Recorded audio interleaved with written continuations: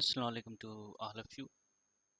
Today we are going to start our seventh session of the general knowledge, and that is on the geography of the world and continents. And in general, we'll discuss the world map. So we are going the world map. So पहले हम world map को थोड़ा बहुत एक cursory view से देखेंगे कि ये क्या है, और उसके बाद हम डिफरेंट कॉन्टिनेंट्स को एंड देन फिर हम जो है ना लास्ट में एक असाइनमेंट आपको मिलेगी, वो आप कर लीजिएगा। तो हम अगर डिस्कस करें वर्ल्ड मैप को, तो दुनिया की जो ज़मीन है वो 7 कॉन्टिनेंट्स में डिवाइडेड है। ठीक है। वैसे तो पानी हमारी जो टोटल एराजी है उसका 71% ऑफ द अर्थ पानी है, और 29% ऑफ द अर्थ जो है ना वो ज़मीन का हिस्सा है। ठीक है, खुशकी है। तो ये खुशकी बेसिकली 7 मुख्तलिफ पार्ट्स में डिवाइडेड है। ठीक है, पहला पार्ट इसका है एशिया, दूसरा यूरोप, तीसरा अफ्रीका, चौथा ऑस्ट्रेलिया, पांचवा नॉर्थ अमेरिका, छठवा साउथ अफ्रीका, और लास्ट में एंटार्क्टिका लास्ट में। ठीक है। तो ये दुनिया बेसिकली 7 मेजर कॉन्टिनेंट्स में डिवाइडेड है। ठीक है। उसके अलावा अगर हम पानी के हिस्से को देखें तो यह भी 5 मेजर मुख्तलिफ हिस्सों में डिवाइडेड है। पहला हिस्सा है पैसिफिक ओशियन, ये दुनिया का सबसे बड़ा और सबसे गहरा समंदर है। ठीक है। दूसरा अटलांटिक ओशियन, तीसरा इंडियन ओशियन, चौथा साउदर्न ओशियन। ठीक है। पांचवा आर्टिक ओशियन। ठीक है। तो 5 बड़े ओशियंस हैं और 7 बड़े कॉन्टिनेंट्स हैं। तो बेसिकली अर्थ का जो मेजर पोर्शन डिवाइडेड है यही है। उसके बाद हम मुख्तलिफ कॉन्टिनेंट को, कंट्रीज़ को देखेंगे। Thank you. अब हम जहाँ पर देखेंगे कि जो हमारी अर्थ है वो डिवाइडेड है डिफरेंट कंट्रीज़ में। ठीक है। रशिया आप देख रहे हैं, चाइना देख रहे हैं, कनाडा, यूएसए।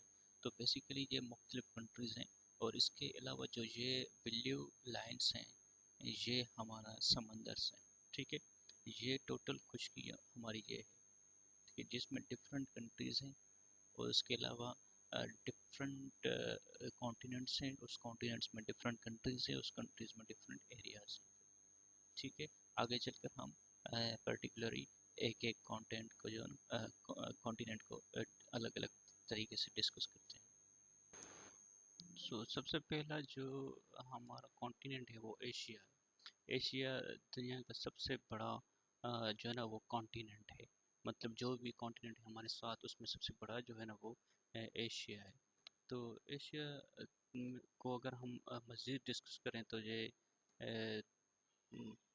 एरिया के हिसाब से भी और पॉपुलेशन के हिसाब से भी दुनिया का सबसे बड़ा कॉन्टिनेंट है।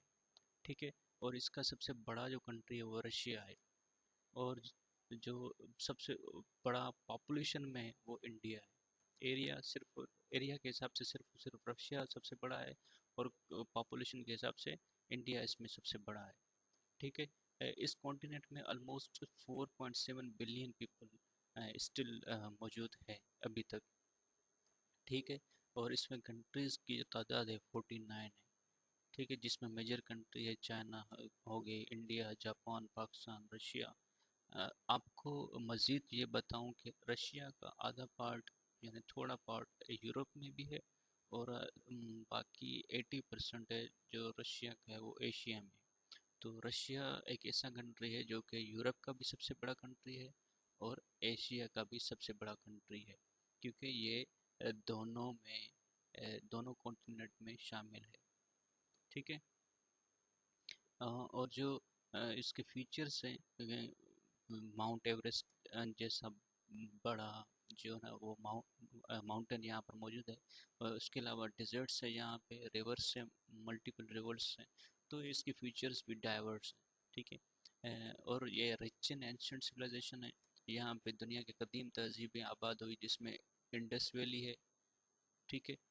सिंधु दरिया के जो हुई थी माउंट इंडस सिविलाइजेशन। ठीक है। उसके बाद इराक में है ये मेसोपोटामिया। ठीक है। इसको इराकी तहजीब भी कहते हैं। ठीक है। तो ये एक ब्रीफ सा इंट्रोडक्शन था एशिया कॉन्टिनेंट का। ठीक है। के बाद हम यहाँ पर मैप आपको मैं दिखाऊं कि ये है रशिया। रशिया अगर आप देखेंगे ना तो यहाँ से ठीक यहाँ से और यहाँ से ये यूरोप का पार्ट है, ठीक है। और जो ये है ये एशिया का पार्ट है, ठीक है।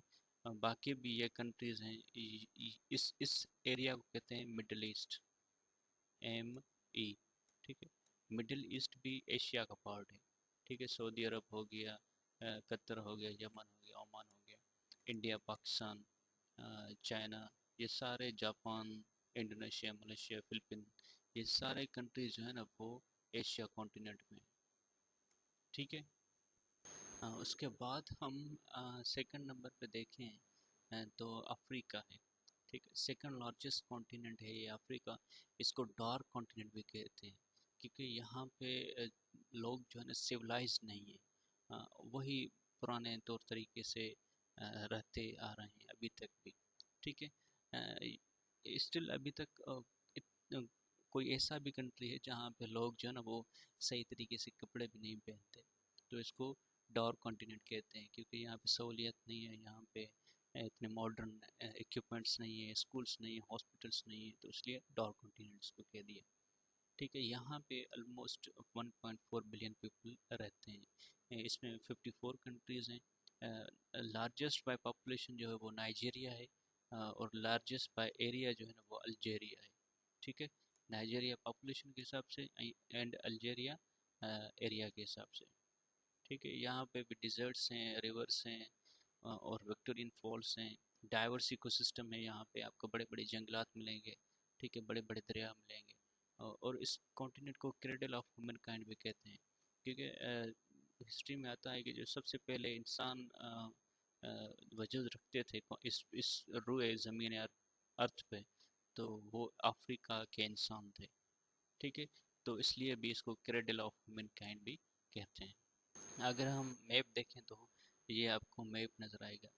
अ, तो अम, ये मोरक्को भी अफ्रीका में, Algeria, Libya, Egypt, Sudan, Chad, Nigeria, Ethiopia, ये सारे कंट्री जो है ना वो अफ्रीका में ही, ठीक है।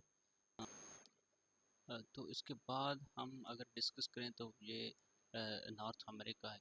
North America third largest continent है, ठीक है। इसमें ऑलमोस्ट 600 मिलियन पीपल रहते हैं, 23rd कंट्रीज है यहाँ पे। जो मोस्ट पॉपुलेटेड कंट्री है वो USA, United states of America है।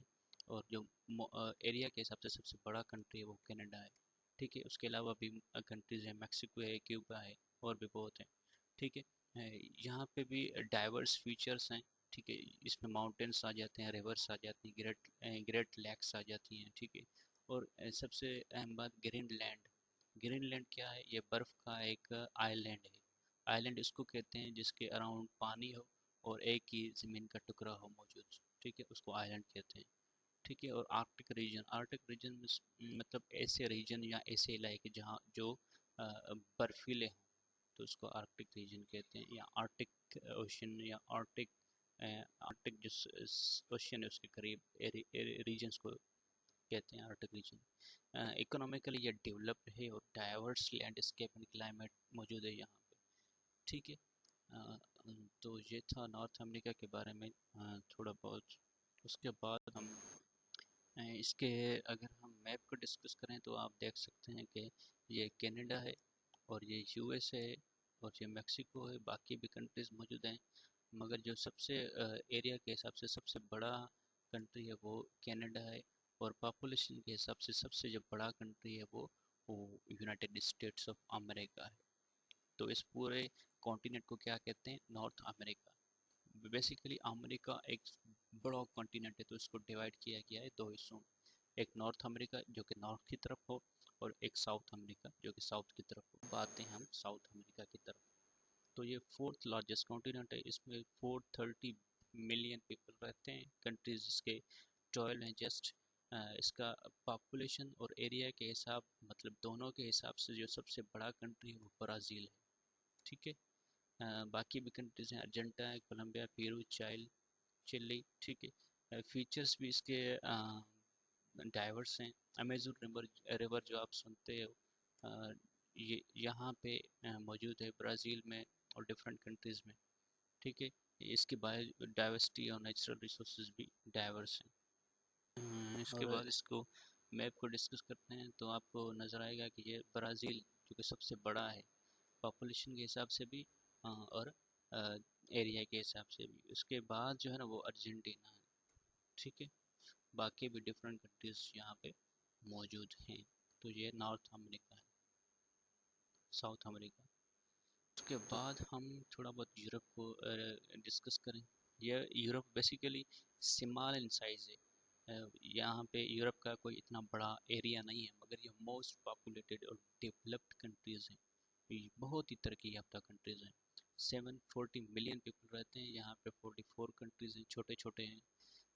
इसमें जो मेजर कंट्रीज़ हैं UK, France, Germany, Italy, Spain, Russia. Russia basically population और एरिया के हिसाब से भी यूरोप का सबसे बड़ा कंट्री है। ठीक है, यूरोप का सबसे बड़ा कंट्री अकॉर्डिंग टू पॉपुलेशन भी रशिया है, अकॉर्डिंग टू एरिया भी रशिया है। तो इसमें भी इस कॉन्टिनेंट में भी डिफरेंट फीचर्स हैं, जिसमें माउंटेन्स हैं, रिवर्स हैं। ठीक है, ये ग्रीक सिविलाइजेशन और रोमन सिविलाइजेशन, ये यूरोपियन सिविलाइजेशन ही बेसिकली। तो यहाँ पर रेनेसांस यानी एक सोच की चेंजिंग भी यहाँ पर हुई। इंडस्ट्रियल रिवोल्यूशन भी यहाँ हुई और यूरोपीय यूनियन भी यहाँ पर मौजूद है। ठीक है, तो उसके बाद इसका मैप देखते हैं। ये है सर आपका यूरोप। आपको यहाँ रशिया भी नज़र आएगा। तो यहाँ पे ये यूके है, यूनाइटेड किंगडम, जिसको हम सिंपली लंदन भी कहते हैं। लंदन इसका पार्ट है। ठीक है, ये स्पेन है, फ्रांस है, जर्मनी है, पोलैंड है, यूक्रेन है, बेलारूसिया है, रोमानिया है, हंगरी है, ऑस्ट्रिया है। तो यहाँ पर बहुत मशहूर मशहूर कंट्रीज़ जो भी यूरोपियन कंट्रीज़ है यहाँ पे मौजूद है यूरोपियन कॉन्टिनेंट में। इसके बाद हम ऑस्ट्रेलिया, ये इसको अलग नेम भी दिया जाता है ओशिनिया। ये स्मॉलेस्ट कॉन्टिनेंट है। ठीक है, 40 मिलियन पीपल यहाँ पर रहते हैं। 16 कंट्रीज़ हैं। ऑस्ट्रेलिया इसका सबसे बड़ा कंट्री है पॉपुलेशन और एरिया के हिसाब से भी। इसके बाद न्यूजीलैंड है, पापा न्यू गिनी, ईटीसी। ठीक है, ये इसका इसमें वाइल्ड लाइफ भी यूनिक है। यहाँ पर कैंगरूज बहुत हैं और भी बहुत से जानवर हैं। तो ये पूरे के पूरा कॉन्टिनेंट के जो इर्द गिर्द जो समंदर है वो इंडियन ओशन और पैसिफिक ओशन है। मतलब ये सारा कॉन्टिनेंट जो है ना वो समंदर में घेरा हुआ है। ठीक है, तो इसकी ये डाइवर्स लोकेशन है। इसलिए इस आप देख सकते हैं कि ये सारा समंदर है। सिर्फ ये और इसके जो मुख्तलिफ आइलैंड्स हैं, ये मिलकर जो है ना वो ऑस्ट्रेलिया कॉन्टिनेंट बनाते हैं। ठीक है, उसके बाद एंटार्क्टिका, ये कोल्डेस्ट और ड्राइएस्ट कॉन्टिनेंट है। सिर्फ बर्फ़ ही बर्फ़ होती है। कोई भी परमानेंट रेजिडेंट नहीं है। ओनली साइंटिस्ट और रिसर्चर यहाँ आते हैं। ठीक है, 98% यहाँ पर आइस होती है। टेम्परेचर माइनस में होता है हरदम। तो मुख्तलिफ जानवर यहाँ पर मौजूद होते हैं। ठीक है, ये इम्पोर्टेंट है क्लाइमेट और रिसर्च के लिए। बाकी यहाँ पर कोई पॉपुलेशन नहीं है। उसके ये ये जो नीचे वाला हिस्सा है ये एंटार्क्टिका है। ठीक है, ये आपका एशिया है, ये यूरोप है। ठीक है, और यहाँ पर जो है वो ऑस्ट्रेलिया है, और ये आपका अफ्रीका है। ये आपका हो गया नॉर्थ अमेरिका, ये साउथ अमेरिका। ठीक है, और नीचे एंटार्क्टिका। तो उसके बाद लास्ट में आपको एक असाइनमेंट है कि आपने 15 मेजर कंट्रीज़ हर कॉन्टिनेंट के लिखने हैं। मतलब एशिया के 15, यूरोप के 15, ऐसे सब सब के लिखने हैं। और उसके कैपिटल सिटी लिखने हैं और उसकी करेंसी का नाम लिखना है। ठीक है, थैंक यू।